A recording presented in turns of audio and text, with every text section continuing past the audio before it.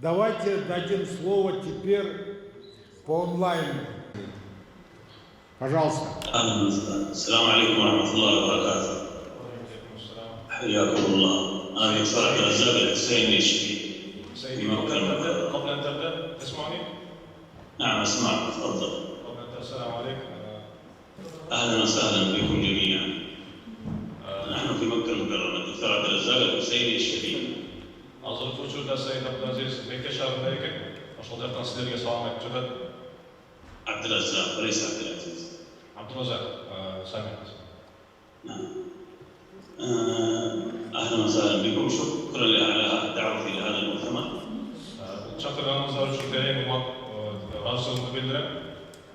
طبعا بعد استشهاد سيدنا وجدنا الإمام الحسين سلام الله عليه في عام 61 هجرية في عاشوراء المحرم بالميلادي 680 ميلادي في 12 من شهر أكتوبر. بعد استشهاده تعلمون قصة مسيرة آل البيت إلى الشام، ومن الشام منهم رجع إلى المدينة بعد ذلك. تفضل. Şu Seyyidlerde bu Peygamberimizin nevereleri bolgan Hasan Hüseyin'dir. Şu Hüseyin'in ұрпақтары айтылады. Ошол Hüseyin радиаллаху анху өлтүрүлгөн, шейит болгон. Şu айтайын дегени имам Муса деген пайгамбарыбыздын ұрпагы, Мамун деген халиф айтканда Аббаси хилафатынын жетекчисинин өкүмү менен Түркменистанга көчкөн дейт. Ошол жерден баштап таркалуу баштаган. Хурасан жана башка жерлерде, Афганистанда территориясында. Ошол айтат, экинчи адамдарды барып Исфахан деген шаардан Орто Азияга көчкөн, бул экинчи булагы болуп саналат дейт. Анан ошонун тарыхтарын жакшылап билиш үчүн китептин атын айтты, ошол жерден толугураак маалымат алсаңыздар болот. Бул ошол Сейиттердин көчөсү аттуу арабча айтылган китеп, ал жерде кыргызчасы ошо Сейиттердин көчөсү деген аттуу китепти окусаңыздар болот. وأيضا كتاب سر السلسلة العلوية في أنساب السادة العلوية لأبي نصر سهل بن عبد الله البخاري موجود في الإنترنت. تمام. اسمه سر السلسلة العلوية. Ошондой бир китептин аты айтат, Сирру силсила аль-Алавия, ушу Али ибн Абдунун урпактарынын санжырасынын сырлары деген аттуу китеп дейт. توفي تقريبا 656 هجرية. والآن الحمد لله في بشكك في قرغيزستان افتتح السيد عمر الحسيني نقابة للسادة الأشراف الحسيني في بشكك في قرغيزستان، وكان من قبله قبل الثورة البلشفية كان هناك انتفاضات في بخارى، إمارة بخارى وسمرقند وطوقند وطشقند. كانت المحاكم الشرعية تثبت أنساب السادة الأشراف وتختم على مشتجراتهم. Азыр ошол Сейид Умар жакта фонд ачып турат дейт. Бул өтө бир улуу нерсе. Андан соң андан мурунку заманда ошол Бухара жана анын жанындагы негизги шаарларда өкмөттөр дейт ошол урпактарынын санжырасына болбой беришет дейт. Кандай мөөрдү басып. وهذه الشجرات الحمد لله محفوظة يعني عند أصحابها، والأصول موجودة في أوزبكستان في محاكمها، وموجودة في لينينغراد سان بطرسبرغ في المتحف حقها والأرشيف حقها. Ошондой эле бул Саидтердин жакында санжырасынын негиздери барып туруп ошол Өзбекстанда сакталган деп, ошондой эле Санкт-Петербургдагы бир музейде бир нускасы бар.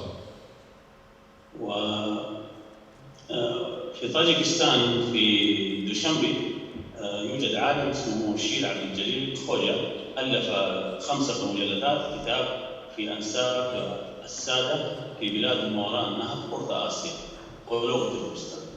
Ошондой Таджикстандан бир алып ошондой китеп жазып чыккан эле Орто Азиядагы Сейиттер. شير عبد الجليل خوجا. Ушул аттар сындагы алым экен, билим болсун. وسمى الكتاب بحر الأنساب، نهر الأنساب في بحر الأنساب. Tamam, testler. أنصح بهذه الكتب بالاطلاع عليها والاهتمام بأنساب السادة الأشراف في وسط آسيا، في قرغيزستان وطاجكستان وأوزبكستان وكازاخستان وتركمانستان، وفي الاتحاد الروسي هناك أيضا كذلك سادة أشراف موجودين. أتمنى من السيد عمر الحسيني في بشكك في قرغيزستان أن يجمع هذه المشجرات ويجعل لهم سجل يكتب فيها أسماءهم وأحفادهم وأحفاد أحفادهم، يحفظ الفروع. Ошондой эле сиздерден сураныччы, сиздерге болгон осуятымдык ушу сейиттерге көңүл буруп, жалпы Орто Азиядагы жана Орус Федерациясында көптөгөн сейиттер бар, ошолорго көңүл буруп, анан Сейит Омарга өзгөчө суроо жөнөтүп жатат, мындай талап жөнөтүп жатканда бул ошолорго көңүл буруп, насаптарын, шажараттарын токтогон аракет кылсын. وأيضا في كازاخستان في يسار تركستان أحد أحفاد الإمام علي بن موسى الرضا أحمد خوجة يسوي من أحفاده في موجودين كثير هناك، وفي أولياء وفي طراز هناك سادة كثير، منهم سعيد يرداش خوجة عالم كبير من علماء الفيزياء النووية، سووا معه مقابلة في قناة الجزيرة. Ошондой эле Казакстанда жана Түркистандын областынын ичинде Тараз шаарында көптөгөн сейиттер бар дейт. Анан ошонун эң көрүнүктүүсү Насмуху اسمه سعيد يرداش خوجة. Сейит Юлдаш Хожаин ошол көрүнүктүүсү болуп саналат.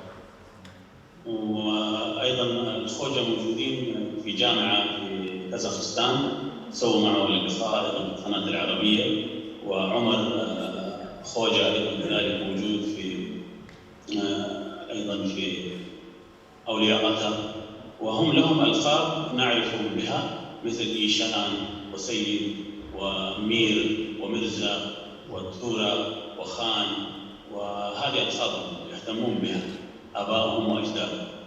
Ошол айтып кеткендей, бул Орто Азияда өзгөчө лакаптарды берет деп сейиттерге, мындай Сейит же, Мурза же, Хожо деп. وهم يحتفظون بعضهم بالمشجرات حقتهم، وبعضهم يعني فقدوها، لكن صفاتهم الوراثية المتوارثة من آبائهم وأجدادهم السادة الأشراف عن سيدنا رسول الله صلى الله عليه وسلم وإمام علي وجدتنا فاطمة الزهراء وسيدنا الحسن وسيدنا الحسين، صفاتهم الجينات الوراثية موجودة فيهم. Ошо көрүндү дегенде шажараттар, сандыралар бар, бирок кээ биринде жок болуп кеткен дейт. Бирок ошого карабастан мындай أي صفات يعني؟